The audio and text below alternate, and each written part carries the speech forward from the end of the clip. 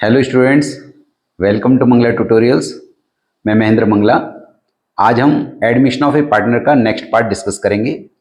पिछले वीडियोस में मैंने एडमिशन ऑफ ए पार्टनर में डिस्कस किया था कि हम कैसे न्यू प्रॉफिट शेयरिंग रेशो निकालेंगे, कैसे सेक्रीफाइस रेशो निकालेंगे और कैसे हम ट्रीटमेंट ऑफ गुडविल करेंगे। मैंने पिछले 3 वीडियोज़ में डिस्कस किया। आज की वीडियो में हम डिस्कस करेंगे कि हिडन गुडविल का ट्रीटमेंट क्या है और एक्यूमुलेटेड प्रॉफिट्स और लॉसेस का ट्रीटमेंट क्या है इस चैप्टर में। और इसके अलावा हम डिस्कस करेंगे कि रीवैल्यूएशन अकाउंट कैसे बनाएंगे, हम कैपिटल अकाउंट कैसे बनाएंगे, बैलेंस शीट कैसे बनाएंगे और मोर ओवर हम डिस्कस करेंगे एडजस्टमेंट ऑफ कैपिटल्स। तो आप लोगों से रिक्वेस्ट है इस वीडियो को एंड तक जरूर देखिए so that you will understand the chapter in a better way. तो चैप्टर को स्टार्ट करने से पहले आप लोगों से रिक्वेस्ट है कि अगर आप मेरे इस चैनल पर नए हैं तो प्लीज़ इसको लाइक कीजिए, सब्सक्राइब और शेयर कीजिए। तो स्टार्ट करते हैं चैप्टर को, ठीक है। तो सबसे इससे पिछले वीडियोस में तो मैं आपसे ऑलरेडी डिस्कस कर चुका हूं कि ट्रीटमेंट ऑफ गुडविल क्या है। नेक्स्ट पार्ट है हिडन गुडविल। Hidden goodwill. अब हिडन गुडविल से हमारा क्या मतलब है? क्वेश्चन में वो बोलेगा कि आप गुडविल का एंट्री बनाइए, पर गुडविल को कैलकुलेट करने का कोई मेथड नहीं दे रखा है। मोर ओवर आपको एवरेज प्रॉफिट या सुपर प्रॉफिट ऐसा कुछ नहीं बोला गया है, केवल बोला है कि गुडविल की एंट्री बनाइए। तो इसका मतलब ये हिडन गुडविल केस है।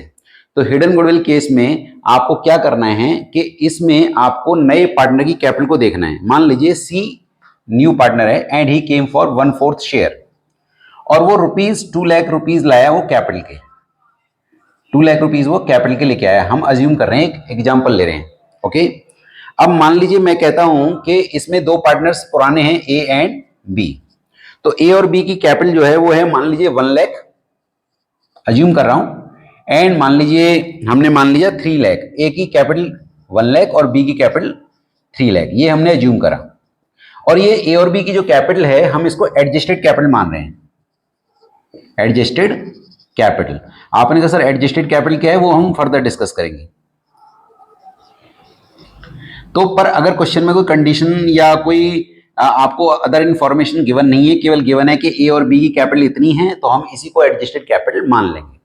तो हमें क्या करना है, पहले इसकी कैपिटल को रिवर्स करना है। मान लीजिए 2 लाख रुपीज वो कैपिटल लाया नया पार्टनर इंटू 4/1, तो जो निकलेगा 8 lakh, that will be what, capital of what, capital of firm. ये कैपिटल ऑफ फॉर्म है। अगर इसमें से मैं less capital of A plus B plus C कर दूं, ए का कैपिटल कितना है बताइए, 1 लाख, प्लस बी का कितना है 3 लाख, प्लस सी का कितना है 2 लाख।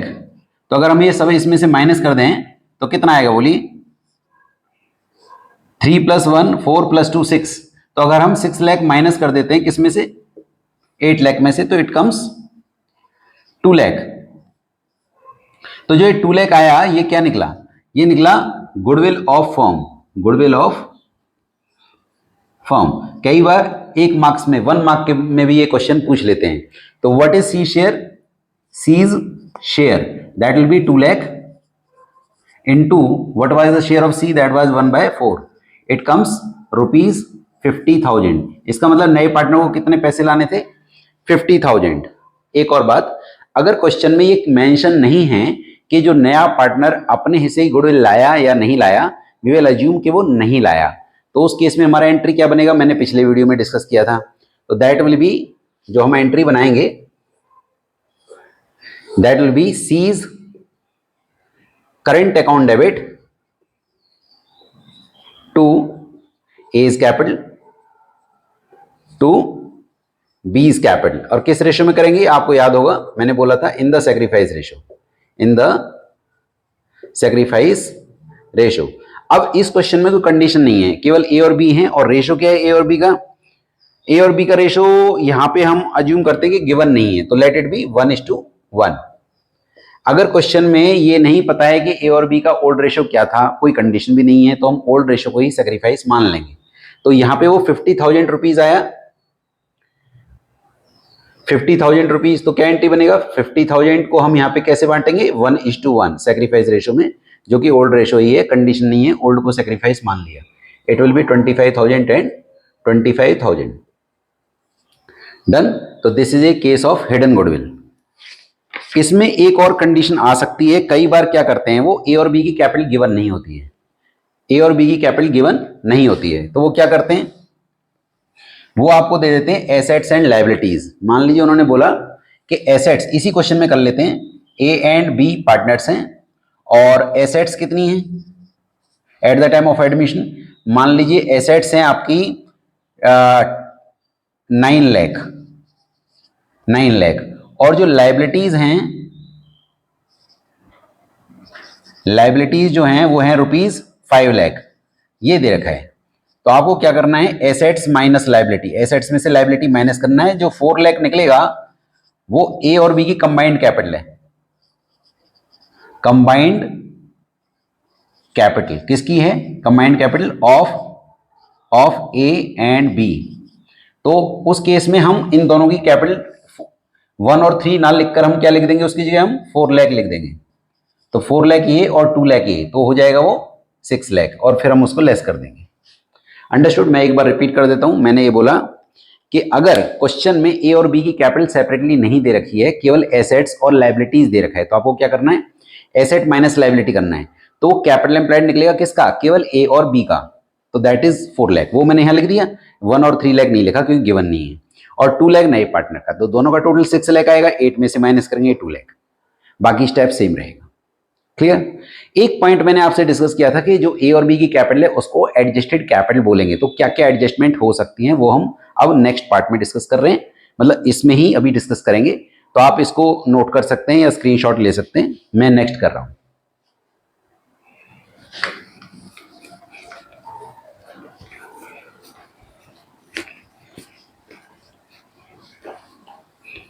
इसके बाद अब हम डिस्कस कर रहे हैं treatment of accumulated profits and reserves. मान लीजिए क्वेश्चन में गिवन है, जनरल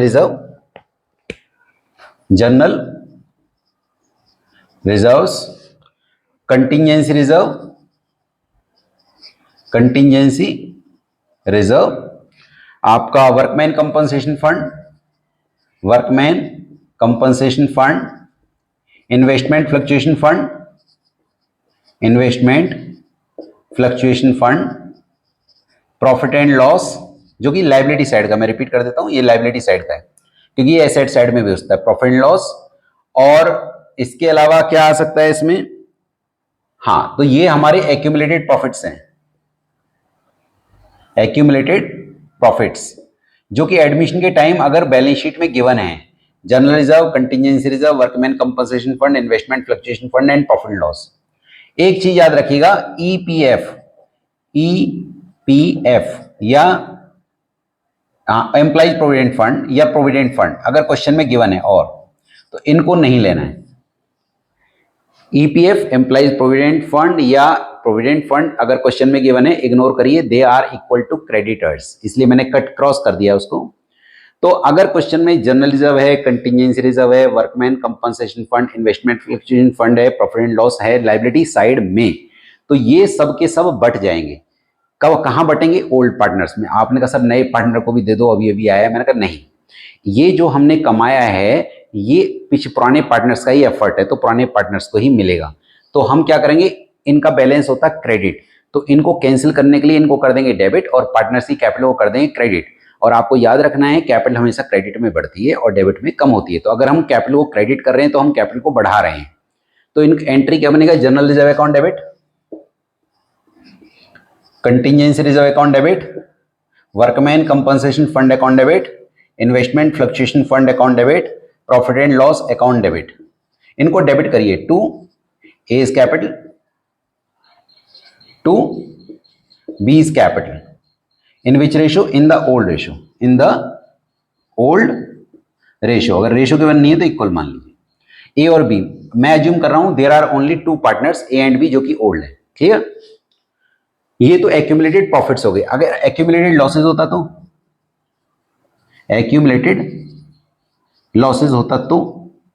एक्यूमुलेटेड लॉसेज का क्या मतलब है, अगर एसेट साइड में क्या क्या दे रखा है, जैसे लाइक मैं एग्जांपल ले लेता हूं, एडवर्टाइजमेंट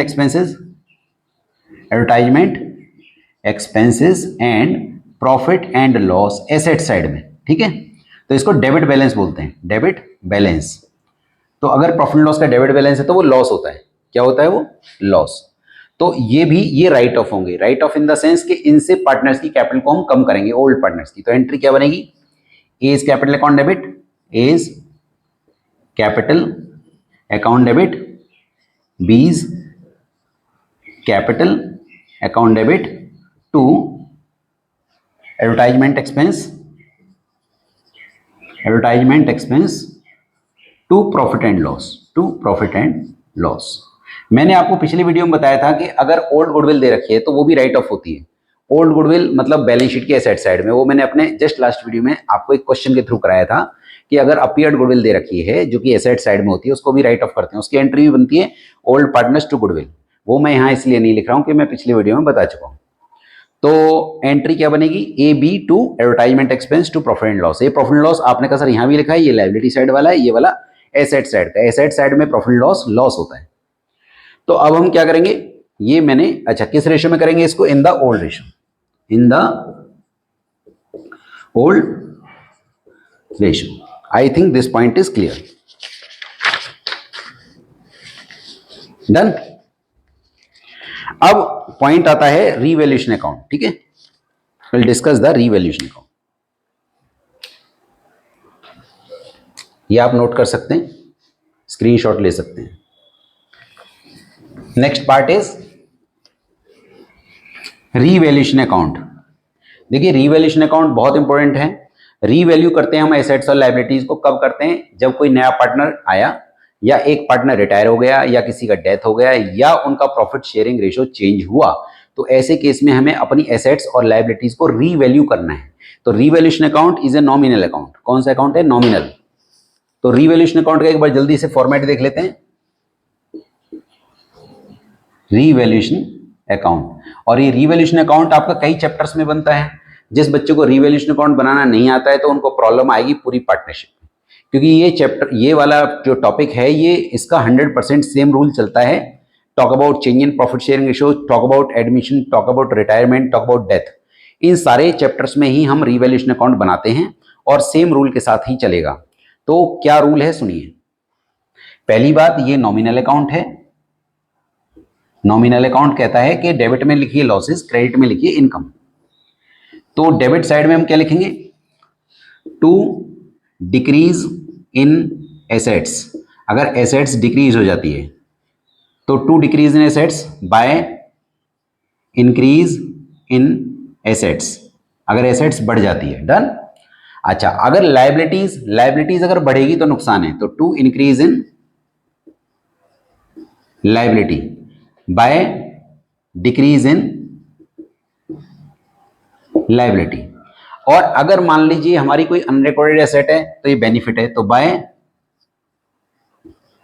अनरिकॉर्डेड एसेट्स, और यहां पे हम लिखेंगे टू अनरिकॉर्डेड लायबिलिटीज। ओके, तो अगर ये साइड बड़ा है तो यहां क्या निकलेगा? To profit.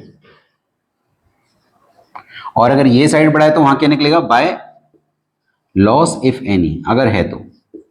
और किस में बटेगा? Old partners in old ratio, in old ratio. तो एक बार मैं जल्दी से फटाफट रिपीट कर देता हूं आप लोगों को। मैंने बताया रीवैल्यूएशन अकाउंट एक नॉमिनल अकाउंट है, पहला पॉइंट। डेबिट में हमें नुकसान लिखना है, क्रेडिट में हमें इनकम लिखना है। एसेट्स बढ़ेगी, अगर आपकी एसेट्स पहले थी 1 लाख की, अब वो हो गई है 1,40,000 की, तो 40,000 का प्रॉफिट है। तो हमको लिखना है बाय, जैसे मान लो फर्नीचर था तो बाय फर्नीचर, बस। बाय इंक्रीज इन फर्नीचर नहीं लिखना, ओनली बाय फर्नीचर। अगर मान लीजिए आपने कहा कि फर्नीचर पहले 1 लाख का था, अब वो 90,000 का हो गया, तो 10,000 रुपये कम हो गया, तो टू फर्नीचर। एसेट बढ़ेगी बाय में क्योंकि बेनिफिट है, एसेट कम हो जाएगी तो टू में। लायबिलिटी अगर बढ़ जाती है, लायबिलिटी अगर बोलते हैं कि अब हमें ज्यादा पे करना पड़ेगा, तो ये हमारे लिए लॉस है, तो टू इंक्रीज इन लायबिलिटी। आपको टू इंक्रीज नहीं बोलना, मान लो क्रेडिटर बढ़ गए तो आप लिखेंगे टू क्रेडिटर्स। और अगर कम हो गए, उसमें लिखा है not likely to claim. Creditors में कुछ ऐसे हैं जो नॉट लाइकली टू क्लेम, इसका मतलब वो क्लेम नहीं करेंगे, तो इट्स ए बेनिफिट, तो बाय क्रेडिटर्स। अगर कोई अनरिकॉर्डेड एसेट है जो बुक्स में अब तक रिकॉर्डेड नहीं थी, आज आप रिकॉर्ड कर रहे हो, तो वो बेनिफिट है बाय अनरिकॉर्डेड एसेट। और अगर कोई अनफॉर्सीन लायबिलिटी है जो अब तक बुक्स में नहीं थी, आज आप ला रहे हैं, तो लॉस है। टू, ये साइड अगर बढ़ा है तो यहाँ प्रॉफिट निकलेगा, किसमें बटेगा? ओल्ड पार्टनर्स ओल्ड रेशियो, और अगर लॉस होगा तो ओल्ड पार्टनर्स ओल्ड रेशियो में लॉस बटेगा। अब प्रॉब्लम आता है जर्नल एंट्री का, कि जर्नल एंट्री कई बार पूछते हैं जर्नल एंट्री बनाइए, तो जर्नल एंट्री कैसे बनाएंगे आप जैसे मान लीजिए यहाँ फर्नीचर आया तो एंट्री बनेगी revaluation account debit to furniture. आपने कहा सर अगर फर्नीचर इधर आया तो, तब पहले इसे बोलिए furniture account debit to revaluation, तो आप इजीली लेजर के थ्रू जर्नल बना सकते हैं। ठीक है, तो रीवैल्यूएशन अकाउंट मैंने बताया। इसके अलावा इसमें कुछ कई सारे इंपॉर्टेंट पॉइंट्स हैं, वो भी मैं आपसे डिस्कस कर लेता हूं। मान लीजिए ये आप फॉर्मेट देख लीजिए, ठीक है। अब मैं आपसे डिस्कस कर रहा हूं इसके कुछ इंपॉर्टेंट केसेस जो मुझे लगता है इंपॉर्टेंट है, ठीक है।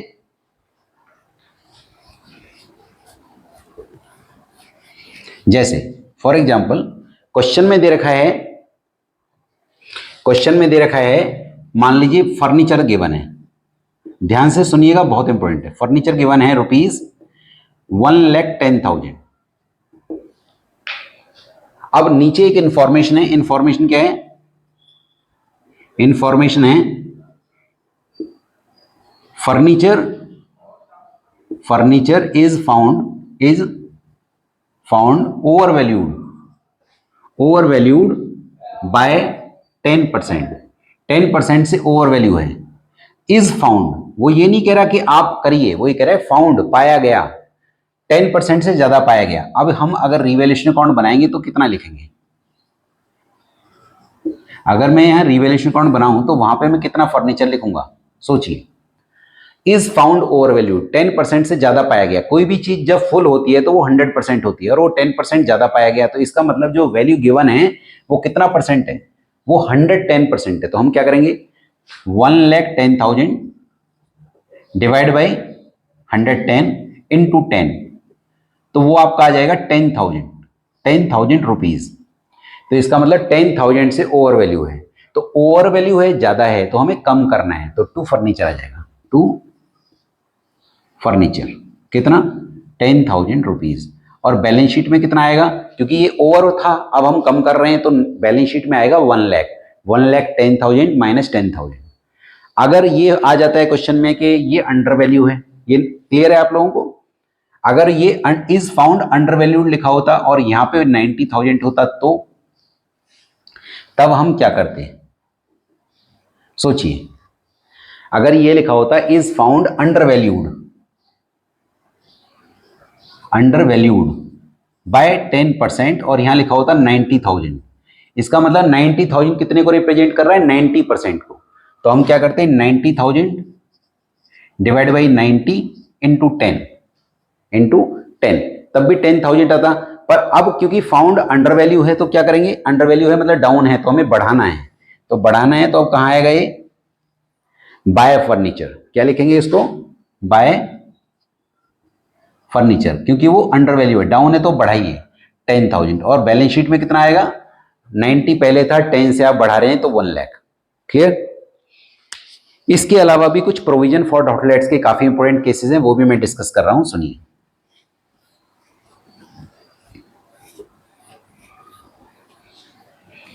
मान लीजिए क्वेश्चन में डेटर्स गिवन है, ध्यान से सुनिएगा। डेटर्स गिवन है, मान लीजिए 40,000 की, डन। और प्रोविजन गिवन है, provision for doubtful dates given है, मान लीजिए 4,000। ये क्वेश्चन में गिवन है, और नीचे इंफॉर्मेशन है बैड डेट्स ₹5,000। अब क्या करें? तो मैक्सिमम केसेस में बच्चे को रूल तो आते हैं, पर अलग अलग केसेस आ जाते हैं तो प्रॉब्लम होता है। तो रिवैल्यूएशन अकाउंट अगर हम बनाएंगे तो क्या करें हम? तो हम रिवैल्यूएशन अकाउंट में हम क्या करेंगे कि आपका इतना पैसा पहले से ही हमने सोचा हुआ है कि डूब जाएगा। प्रोविजन हमने पहले से ही सोचा हुआ है कि 4,000 डूब सकता है, और डूबा कितना? 5,000। तो हम रिवैल्यूएशन में कितना लिखेंगे? ओनली 1,000, क्योंकि 4,000 तो हमने प्रोविजन पहले से ही बना रखा है, मतलब 4,000 तो हमारे पास ऑलरेडी है कि हम इतना हम पहले से ही मान चुके थे कि डूबेगा, पर डूबा कितना? 5,000। तो उस केस में हम यहाँ 2 बैड डेट्स लिखेंगे, 2 बैड डेट्स। कितना बैड डेट्स आएगा? मतलब 1000 रुपीज। डन। कि जो पैसा डूबा वो हम यहाँ लॉस केवल 1000 लिखेंगे, 4000 हमारे पास पहले से ही प्रोविजन है। क्लियर? ये समझ में आ गया आप लोगों को? चलिए इसी में एक और केस ले लेते हैं। मान लीजिए क्वेश्चन ये कहता है कि हमें प्रोविजन बनाना है बैड डेट्स का। Provision to be maintained, provision for doubtful debts to be maintained 15%। 15%। तो मैं क्या करूंगा, 15% किसका निकालूंगा? इसका। किसका निकालूंगा? 40,000 का। तो 40,000 का 15%, दैट कम 6,000 रुपीज। तो 6,000 रुपये का प्रोविजन मेंटेन करना है। तो वहां पे 4,000 पहले से ही दे रखा है, हमने पहले से ही सोचा हुआ था कि 4,000 डूबेगा। अब हम कह रहे हैं कि 6,000 डूब सकता है, तो कितना एक्स्ट्रा डूबेगा? 2,000। तो यहाँ पे टू प्रोविजन आएगा। कितना? To provision for doubtful debts कितना आएगा? 2,000। क्लियर? और जब मैं बैलेंस शीट बनाऊंगा तो कितना लेस करूंगा? 6,000। 40 माइनस 6। क्लियर? चलिए एक केस और लेते हैं, ध्यान से सुनिएगा। मान लीजिए क्वेश्चन ये कहता है कि अब हमें जो मेंटेन करना है वो कितना मेंटेन करना है? मान लीजिए क्वेश्चन में लिखा है हमें मेंटेन करना है से provision to be maintain, provision for doubtful debts to be maintained 4% of debtors. अब सोचिए जरा क्या होगा। अब मुझे 4% निकालना है 40,000 का। 40,000 का 4% कितना आएगा? 1,600 हमें मेंटेन करना है और हमारे पास 4,000 है। तो इट्स ए बेनिफिट और ए लॉस। हम पहले सोच रहे थे कि 4,000 डूबेगा, अब हम कह रहे हैं 1,600 डूबेगा। तो हमें बेनिफिट हो रहा है। कितना बेनिफिट हो रहा है? 2,400 का। तो हम बाय प्रोविजन लिखेंगे, by provision for doubtful dates, क्योंकि हमारा प्रोविजन घट गया है। कितना घट गया है? 2,400। क्लियर? एक और मैं पॉइंट डिस्कस करना चाहूंगा। ये समझ में आ गया आप लोगों को? अगर फिर भी कहीं कोई आपको लगता है कि कोई डाउट है तो आप कमेंट में लिखकर मुझे पूछ सकते हैं। मैं नेक्स्ट वीडियो में आप लोगों के साथ वो प्रॉब्लम डिस्कस कर लूंगा। नेक्स्ट, अगर मान लीजिए क्वेश्चन में फर्नीचर गिवन है, मान लीजिए क्वेश्चन में क्या गिवन है? फर्नीचर। मान लीजिए क्वेश्चन में फर्नीचर गिवन है, फर्नीचर गिवन है रुपीज 50,000 और नीचे लिखा है फर्नीचर रिड्यूस्ड बाय 3,000 रुपीज 3,000। अब ये जो बाय है इसको आप ध्यान से सुनिए। बाय कि मतलब 3,000 से कम हो गया, तो रिवैल्यूएशन में क्या लिखेंगे हम? क्योंकि कम हो गया है तो लॉस है, तो हम क्या लिखेंगे? टू फर्नीचर कितना लिखेंगे हम? 3,000। और जब बैलेंस शीट में लिखेंगे तो 50 माइनस 3 कितना लिखेंगे? 47। अगर ये रिड्यूस्ड बाय नहीं लिखा होता, रिड्यूस्ड टू लिखा होता, अगर मैं ये लिख देता हूं कि इट इज रिड्यूस्ड टू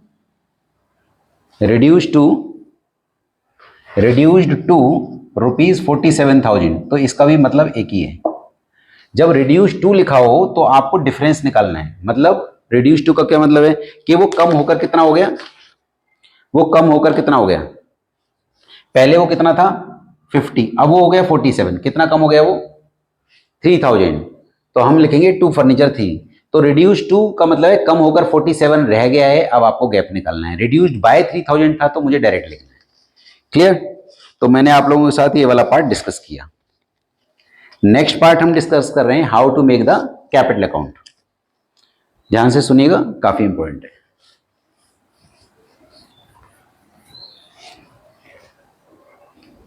अगर मैं बात करता हूं कैपिटल अकाउंट की, सबसे ज्यादा इंपॉर्टेंट पार्ट माना जाता है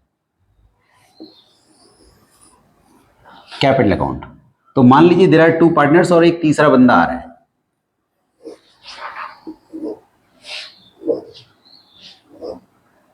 ओके,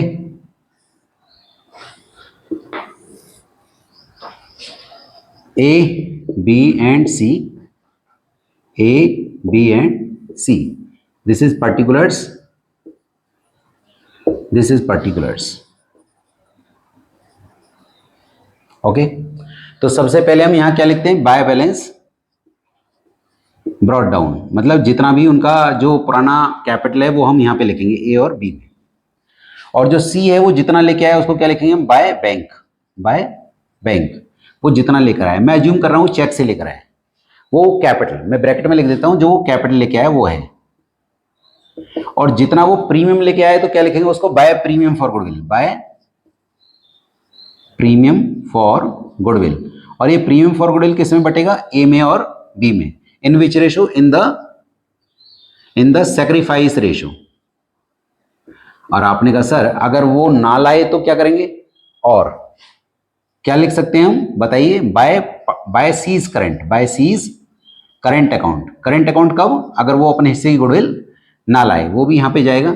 आपने कहा सर अगर मान लो ए सेक्रीफाइस ही नहीं कर रहा, केवल बी ही सेक्रीफाइस कर रहा है, तो भाई आप ए में मत लिखना, केवल बी में लिख देना। आपने कहा केवल बी सेक्रीफाइस, ए सेक्रीफाइस कर रहा है तो ए में लिखिए, बी में मत लिखिए, पर आपको सेक्रीफाइस रेशो में करना है। आपने कहा सर अगर ऐसा हो कि वो अपने हिस्से का कुछ प्रीमियम ले आया और कुछ नहीं लाया, तो भाई ऐसा है, बाय प्रीमियम भी लिख देना और बाय सीज करंट भी लिख देना, जितना ले आया वो आप यहां बांट दीजिएगा, और जो जितना नहीं लाया वो आप यहां बांट दीजिएगा, सिंपल, क्लियर। तो बाय प्रीमियम भी आ सकता है अगर वो अपने हिस्से गुडविल लाया, अगर वो नहीं लाया तो बाय करंट भी आ सकता है, और कुछ ले आया कुछ नहीं लाया तो बाय प्रीमियम भी आएगा, बाय करंट भी आएगा, क्लियर। अब अगर ये प्रीमियम विड्रॉ कर लेते हैं, उन्होंने कहा अगर वो लिखा है क्वेश्चन में वो विड्रॉ कर रहे हैं तो क्या लिखेंगे हम, टू बैंक। अब पूरा विड्रॉ करा पूरा लिख दीजिए, आधा करा तो आधा लिख दीजिए, 1/4 करा 1/4 लिख दीजिए, क्लियर, ये ध्यान रखिएगा। अब बाय साइड में और क्या क्या आएगा, बाय रीवैल्यूएशन, बाय रीवैल्यूएशन, ये जो प्रॉफिट है विद इन ब्रैकेट में प्रॉफिट लिख रहा हूं, किसमें बटेगा, old partners old ratio, by general reserve, by general reserve किसमें बटेगा, ए और बी में ओल्ड रेशियो में, by contingency reserve, by contingency reserve किसमें बटेगा, ओल्ड पार्टनर्स ओल्ड रेशियो, मैं लिख देता हूं ओल्ड रेशियो, ये भी आपका ओल्ड रेशियो, ये भी आपका ओल्ड रेशियो, डन। अच्छा, general reserve contingency reserve by profit and loss, bye profit and loss, ये प्रॉफिट एंड लॉस कौन सा है, लायबिलिटी साइड वाला, याद रखिएगा, इन the old ratio, old ratio. इसके अलावा और क्या होगा, बाय वर्कमैन कंपनसेशन फंड। अब इसके साथ समस्याएं हैं, वर्कमैन कंपनसेशन फंड के साथ थोड़ी प्रॉब्लम्स हैं, ध्यान से सुनिएगा जो मैं बोल रहा हूं। मान लो फंड में 50,000 रुपीज थे और कोई क्लेम नहीं आया, किसी वर्कर का हाथ पैर नहीं टूटा, तो उस केस में हम क्या करेंगे, पूरा 50,000 यहां बांट देंगे बाय वर्कमैन फंड। आपने कहा सर 50,000 फंड में था, 10,000 का किसी वर्कर को क्लेम देना पड़ा, तब क्या करेंगे, उस केस में हम यहाँ कितना बांट देंगे, आप सोचिए, 40,000, क्योंकि 50,000 में से 10,000 का क्लेम चला गया, 40,000 बांट दीजिए। आपने कहा सर अगर 50,000 फंड में और क्लेम भी 50,000 का है तो मत बांटिए, मत बांटिए भाई, क्योंकि आपका क्लेम और आपका फंड बराबर है। और आपने कहा सर अगर फंड में 50 और क्लेम 60 का हो जाए तो तब तो यहां तो आएगा ही नहीं, और रीवैल्यूएशन अकाउंट में डेबिट साइड में आएगा टू वर्कमैन क्लेम 10,000, क्योंकि वो हमारी एक लाइबिलिटी क्रिएट होगी 10,000 ज्यादा, क्योंकि फंड में 50 है और क्लेम 60,000 का है, तो 10,000 रुपए रीवैल्यूएशन के डेबिट साइड में आएगा, यहां नहीं आएगा एटलीस्ट, क्लियर।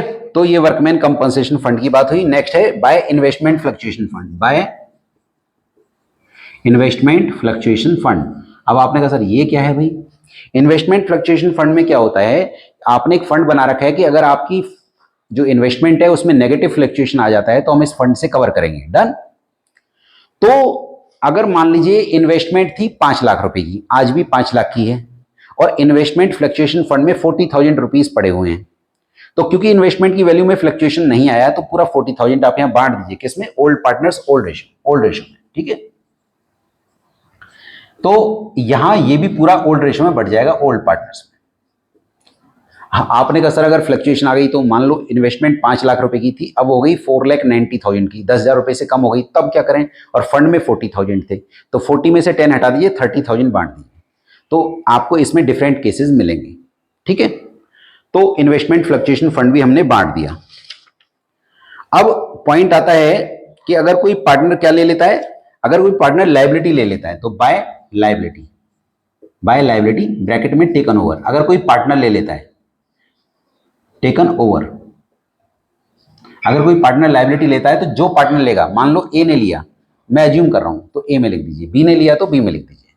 अब हम टू साइड पे आ जाते हैं, टू साइड में आएगा टू गुडविल, ये कौन सी गुडविल है, ये है ओल्ड गुडविल, पुरानी गुडविल जो हम राइट ऑफ कर रहे हैं ओल्ड रेशो में, ओल्ड रेशो जो कि बैलेंस शीट की कहां दे रखा है, एसेट साइड में, मैं लिख भी देता हूं, तो ये ए और बी में बटेगा ओल्ड रेशो में। टू प्रॉफिट एंड लॉस, अब ये प्रॉफिट एंड लॉस कौन सा, एसेट साइड वाला, एसेट साइड वाले को हम डेबिट बैलेंस बोलते हैं, तो ये भी हमारा राइट ऑफ होगा किस रेशो में, ओल्ड रेशो में, यहां पे और यहां पे। To advertisement expense, advertisement expense, तो ये भी राइट ऑफ होगा ओल्ड रेशो में, ओल्ड रेशो में राइट ऑफ होगा यहां और यहां, डन। रीवैल्यूएशन में लॉस हो जाए तो to revaluation, to revaluation bracket में क्या लिखेंगे, लॉस, तो वो भी हमारे यहां पे ओल्ड रेशो में बढ़ जाएगा, ओल्ड रेशो। केवल सेक्रीफाइस रेशो ये था जो प्रीमियम फॉर गुडविल है, बाकी नहीं। ये करंट अकाउंट भी सेक्रीफाइस रेशो में है, और अगर रेशो नहीं दे रखा तो हम इसको क्या मान लेंगे, ओल्ड रेशो को ही हम सेक्रीफाइस मान लेंगे, ओल्ड रेशो को ही सेक्रीफाइस मान लेंगे अगर क्वेश्चन में गिवन नहीं है तो। क्लियर, तो रीवैल्यूएशन का जो लॉस है वो टू में आ जाएगा। अब हमारे पास और तो कुछ नहीं बचा, ठीक है। अगर कोई पार्टनर एसेट ले ले तो टू एसेट्स, मान लो फर्नीचर ले लिया तो टू फर्नीचर, ब्रैकेट में टेकन ओवर, अगर ले लिया तो मान लो बी ने लिया तो बी में लिख दीजिए, ए ने लिया तो ए में लिख दीजिए। अब आपको क्या करना है, इन सब का टोटल करना है, और टोटल करके यहां पे क्या निकालना है, टू बैलेंस कैरिड डाउन, यहां पर वैल्यू आएगी, यहां पर आएगी और यहां पर आएगी, तो तीनों का आपका कैरी डाउन आ जाएगा। तो आप इसका स्क्रीनशॉट ले सकते हैं अगर आपको ये समझ में आ गया है तो। फिर भी अगर आपको कोई डाउट रहता है तो आप प्लीज मुझे कमेंट सेक्शन में लिखकर जरूर पूछिए, ठीक है। इसके बाद हम नेक्स्ट टॉपिक कर रहे हैं, नेक्स्ट क्या हम बोलेंगे, लास्ट टॉपिक कर रहे हैं, this is what called adjustment of capital. Exam में एडजस्टमेंट ऑफ कैपिटल बहुत ज्यादा आता है, और आप इसको कैसे सीखेंगे ध्यान से सुनिएगा, बहुत ईजी वे में मैंने इसको डिस्कस किया है।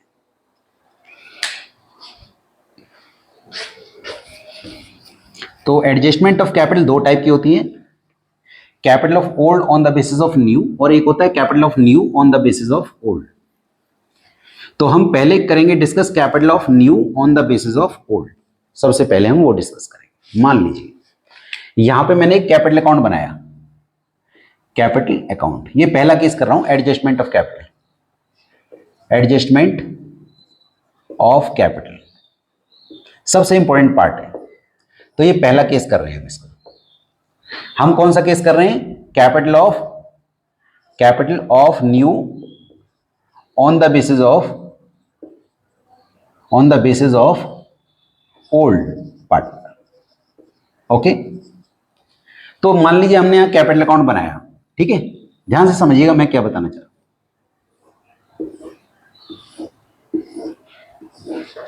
मान लीजिए यहां ए, यहां बी, यहां सी, यहां ए, यहां बी और यहां सी। मान लीजिए यहां पे बहुत सारी ट्रांजैक्शंस आई, जैसे बाय बैलेंस ब्रॉट डाउन आया, बाय प्रीमियम फॉर गुडविल आया, बाय जनरल रिजर्व आया, बाय प्रॉफिट एंड लॉस आया जो मैंने अभी बताया था, टू गुडविल आया जो पुरानी गुडविल है, मान लीजिए रीवैल्यूएशन में प्रॉफिट आया, बाय रीवैल्यूएशन, वो सब दे रखे, वो आपने सब किया, और यहां पर टोटलिंग करी, और टोटलिंग करने के बाद हमने क्या करा, यहां पे टू बैलेंस कैरी डाउन निकाला। मान लीजिए ये आया 60,000 और मान लीजिए ये आया 30,000, ये एडजस्टेड कैपिटल है, क्या बोलते हैं इसको, एडजस्टेड कैपिटल। तो एडजस्टेड कैपिटल होती है जो इधर का टोटल करके इनको लेस किया, तो ये एडजस्टेड कैपिटल है, इन दोनों का टोटल कर लीजिए आप, इन दोनों का। मान लीजिए सी आया 1/4 के लिए, कितने शेयर के लिए आया सी, 1/4 के लिए। तो हमें सबसे पहला स्टेप क्या करना है, 1 - 1/4 कितना आएगा, 3/4। अब ये 3/4 जो शेयर है वो किसका है, ए एंड बी का। तो हम लिखेंगे कैपिटल फॉर 3/4 शेयर इज कितनी है बताइए, 60 + 30 दैट इज 90,000। फॉर वन के लिए क्या करेंगे हम, 90,000 × 4/3, तो 1/4 के लिए कितना, इंटू 1/4। तो नया पार्टनर कितनी कैपिटल लाएगा, हम इसको लिख देंगे यहां पे बाय बैंक। बाय बैंक कितनी कैपिटल लाया, 30,000। और इस तरीके से हमने क्वेश्चन को क्लोज कर दिया। हम यहां 30 लिखेंगे और यहां पे भी कितना बैलेंस आ जाएगा, 30,000। क्लियर। मैं एक बार रिपीट कर देता हूं मैंने क्या बोला। मैंने बताया कि इस क्वेश्चन में जो सी का कॉलम है वो खाली चल रहा होगा, हमें नहीं पता सी कितनी कैपिटल लाया है, पर we don't know, we have to find out. तो मैं क्या करूंगा, नॉर्मल अपना रिवैल्यूएशन अकाउंट बनाऊंगा, नॉर्मल मैं अपना कैपिटल अकाउंट बनाऊंगा, बिल्कुल नॉर्मल, और मैं ए और बी का कैरी डाउन निकालूंगा।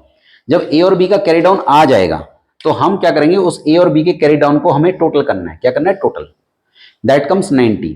और सी का शेयर कितना है, सी का शेयर है 1/4 मान लीजिए।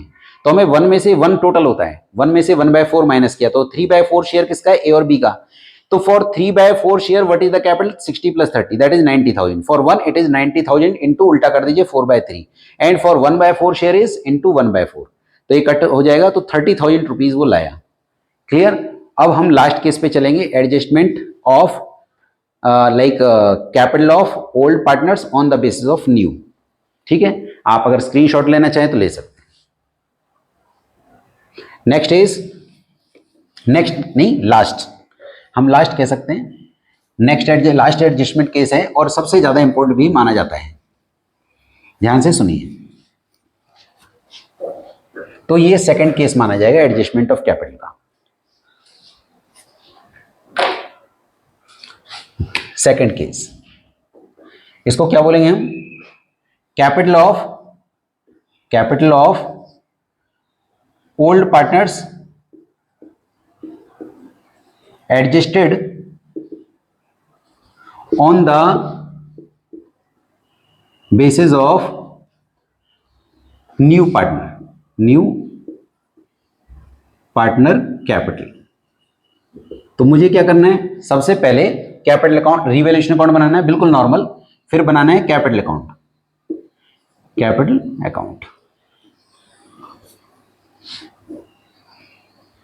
इसे ध्यान से समझिए। फिर भी कहीं कोई डाउट रहे तो आप मुझसे कमेंट सेक्शन में पूछ सकते हैं। नेक्स्ट वीडियो में मैं उसको डिस्कस करूँ। ए बी एंड सी। तो आपको पता है जैसे हमने लिखा बाय बैलेंस ब्रॉट डाउन, पर यहां ब्रॉट डाउन जो होगा वो ए में भी होगा, बी में भी होगा, सी में भी होगा। ओके, ए बी और सी तीनों में होगा। मैं अज्यूम कर लेता हूं कि जो सी है उसमें नहीं, ब्रॉट डाउन तो दो में ही होगा, केवल जो सी है वो पैसे लेकर आएगा बाय बैंक। तो सी कितनी कैपिटल लाया, मान लीजिए वो 4 लाख रुपीज लाया। कितनी लाया, 4 लाख, अज्यूम कर रहा हूं। इसके अलावा बाय प्रीमियम फॉर गुडविल आपको लिखना है अगर दे रखा है तो, और अगर नहीं लाया है तो हम उसका करंट भी कर सकते हैं, और उसका current account by C's current account अगर क्वेश्चन में लिखा नहीं है। बाय रिवैल्यूएशन का प्रॉफिट अगर है तो वो लिख सकते हैं आप, रिवैल्यूएशन ब्रैकेट में क्या लिखेंगे, प्रॉफिट। और इसके अलावा आपका by general reserve, by profit and loss, liability side वाला, वो सब मैं आपको डिस्कस कर चुका हूं। तो ये सारी चीजें आपके यहाँ पे आएंगी। तो उसके बाद आप यहाँ पे क्या कर लेंगे, इनका कैरी डाउन निकालेंगे। क्या करेंगे, और टू साइड में भी मान लो टू गुडविल आ गया, पुरानी गुडविल, या फिर टू प्रॉफिट एंड लॉस आ गया, प्रॉफिट एंड लॉस अकाउंट आ गया, कौन सा, एसेट साइड वाला, ये सब आ गया। तो यहां पे आपने टू बैलेंस कैरी डाउन निकाला, टू बैलेंस कैरी डाउन। तो ये जो कैरी डाउन आया ये मैं अज्यूम कर रहा हूं, आप ये मत सोचना वैल्यू आई कहां से, अज्यूम कर रहा हूं। मान लीजिए ये निकली 7,50,000, अज्यूम करा मैंने। मान लीजिए ये निकली आपकी 5 लाख, और ये तो 4 लाख की आएगी, क्योंकि इधर कितना टोटल है, 4 लाख और 4 लाख, और यहां तो 4 लाख की आएगा। अब आपको क्या समझना है कि यहां पर तीनों की कैपिटल देखिए भाई, जब सबकी दे रखी, प्रॉब्लम कहां है, मुझे ए और बी की कैपिटल को एडजस्ट करना है on the basis of new partner. तो इस कैपिटल अकाउंट के दूसरे पार्ट में हम चलते हैं। कुछ बुक्स में एक पार्ट में भी कर रखा है, दो पार्ट में अगर आप करेंगे तो आपको ज्यादा बेटर समझ में आएगा। तो हम क्या करेंगे, जो कैरी डाउन हुआ उसको हम यहां पे लिखेंगे बाय बैलेंस ब्रॉट डाउन। कितना वैल्यू हुआ, 750, दूसरा कितना हुआ 5 लाख, और तीसरा कितना हुआ आपका 4 लाख। यहां तक आपने क्वेश्चन को बिल्कुल नॉर्मल किया। मैं रिपीट कर देता हूं, मैंने क्या किया, मैंने सबसे पहले कैपिटल अकाउंट, मैंने रिवैल्यूएशन अकाउंट बनाया, फिर कैपिटल अकाउंट बनाया, कैपिटल अकाउंट के करने के बाद मैंने कैरी डाउन कर दिया। यहां तक तो आप क्वेश्चन को नॉर्मली करते ही हैं। अब आप क्या करेंगे, इस ये जो कैरी डाउन हुआ इसको यहाँ पे ब्रॉ डाउन कर दीजिए। जो कैरी डाउन हुआ ये वाली जो फिगर्स है, ये वाली, इन वाली फिगर्स को आप यहाँ ले आइए। कहाँ ले आइए, यहाँ, बाय बैलेंस ब्रॉ डाउन, पहला स्टेप। अब क्या करेंगे आप, मान लीजिए नया पार्टनर कितने शेयर के लिए आया था, 1/4। 1/4 के लिए उसकी कैपिटल कितनी थी, 1/4 के लिए उसकी कैपिटल थी 4 लाख। कितनी थी बोलो, 4 लाख। तो 1 के लिए कितनी हो जाएगी, 4 lakh into 4/1, it comes ₹16 lakh. अब इसको न्यू रेशो में बांटेंगे। किस रेशो में बांटेंगे हम, न्यू रेशो में। अब हम न्यू रेशो अज्यूम कर लेते हैं। मान लीजिए क्वेश्चन में न्यू रेशो गिवन है, मान लीजिए आपको न्यू रेशो गिवन है 2:1:1। We are assuming new ratio is given in the question. New ratio या तो गिवन होगा ना, यार निकाल लीजिएगा। न्यू रेशो गिवन है आपका 2:1:1। तो हम इसको बांट देते हैं, 16 लाख इंटू 2/4 इंटू 1/4 इंटू 1/4। तो ये वैल्यू आएगी आपकी 8 लाख, ये आपकी आएगी 4 लाख, और ये आपकी आएगी 4 लाख। अब हमें क्या करना है, हम यहां लिखेंगे to balance carry down. To balance carry down क्या लिखेंगे, टू बैलेंस कैरी डाउन कितना लिखेंगे, 8 लाख, 4 लाख और 4 लाख। अच्छा, इसमें आपने पिछले वाले क्वेश्चन में डिफरेंस किया है, क्योंकि हमने किसके बेस पे निकाला, न्यू के बेस पे। तो शेयर भी न्यू का होगा, कैपिटल भी न्यू की होगी। तो 1/4 के लिए 4 लाख लाया, तो 1 के लिए हमने 16 लाख निकाला। न्यू रेशियो अगर गिवन है तो अच्छी बात है, नहीं है तो निकालिए और उसको बांट दीजिए। तो ये आ जाएगा टू बैलेंस कैरी डाउन। अब कंपेयर करते हैं, पहले कैपिटल कितनी थी, पहले कैपिटल थी 750, अब कितनी हो गई 8 लाख। ये बंदा काफी खुश है कि मेरी कैपिटल बढ़ गई, तो ये बोलेंगे खुश नहीं होना है, पैसे लेकर आइए। तो 8 लाख, 8 लाख में से हम क्या करेंगे, 8 लाख में से 8 लाख में से हम 750 माइनस कर देंगे, तो जो 50,000 बचेगा वो बाय बैंक लिखेंगे। इसको लिखेंगे बाय बैंक, और इसको हम बोलते हैं डेफिशिएंसी। डेफिशिएंसी कि इतनी पैसे की शॉर्टेज रही जो कि वो लेकर आएगा बाय बैंक। और इसकी 5 लाख थी, पहले 5 लाख थी, अब इसकी कैपिटल हो गई 4 लाख। ये काफी नाराज है कि मेरी कैपिटल कम कैसे हो गई, तो इसका पैसा फर्म वापस कर देगी। 5 लाख यहाँ, 5 लाख यहाँ, और 5 लाख में से हमने क्या करा, 4 लाख माइनस कर दिया। तो इसको क्या बोलेंगे हम, टू बैंक, और इसको हम बोलते हैं सरप्लस। क्या बोलते हैं, surplus. Surplus is paid of. Deficiency brought in होती है, क्या होती है, ब्रॉट इन। और जो सरप्लस है वो क्या होता है, पेड ऑफ। क्या होता है, पेड ऑफ। क्लियर। तो यहां पे हम क्या करेंगे, 5 लाख माइनस 1 लाख कितना आएगा, ये 5 लाख माइनस 4 लाख, ये आएगा 1 लाख। 1 लाख पे कर दिया। इसका सेम रहेगा 4 लाख 4 लाख, पहले भी 4 लाख और अब भी 4 लाख। क्लियर। तो मैं एक बार जल्दी से रिपीट कर देता हूं मैंने क्या बोला।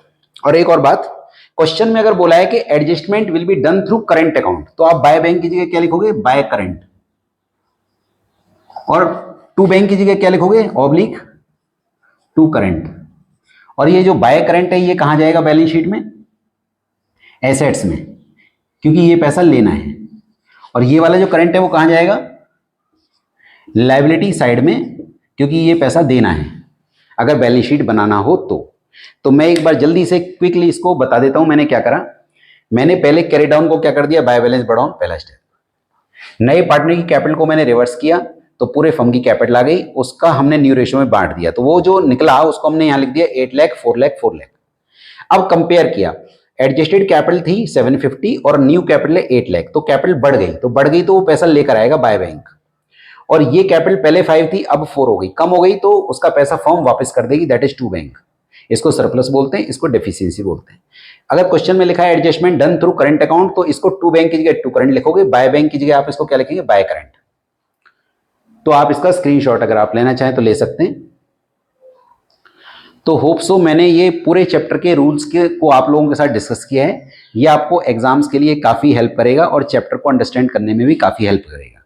Thank you so much for watching my video.